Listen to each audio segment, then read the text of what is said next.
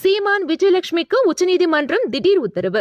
சீமான் விஜயலட்சுமி விவகாரம் பல வருஷங்களா இழுத்துட்டு இருக்க நிலையில சுப்ரீம் கோர்ட் அதிரடி உத்தரவு பிறப்பிச்சிருக்கு. தமிழக சட்டமன்ற தேர்தலுக்கு இன்னும் 7 மாசங்களே இருக்கிற நிலையில இந்த விவகாரம் சீமானுக்கு பெரும் பின்னடைவா பார்க்கப்படுது. அதாவது விஜயலட்சுமி தன் மீது அவதூறு பரப்புறதை நிறுத்தணும்னு மனு தாக்கல் செய்திருந்த சீமானுக்கு இப்ப அதுவே ஏழரையா போயிருக்கு. அதாவது உச்சநீதிமன்றம் தன்னோட உத்தரவுல எத்தனை வருஷத்துக்கு இந்த விவகாரம் இழுத்தடிச்சுட்டே இருக்கும். சீமானும் விஜயலட்சுமியும் இனிமே சமூக வலைதளத்துல எந்த பேட்டியோ அறிக்கையோ விடக்கூடாது, மீறினா கடும் நடவடிக்கை எடுக்கப்படும். மேலும் சீமானும் விஜயலட்சுமியும் பரஸ்பரம் மன்னிப்பு கேட்டு பிரமாண பத்திரம் தாக்கல் செய்யணும்னு அதிரடி உத்தரவு பிறப்பிச்சிருக்கு. இதை தொடர்ந்து சீமான் மன்னிப்பு கேட்பாரான்னு ஆர்வமா வாட்ச் பண்றாங்க அரசியல் நோக்கர்கள்.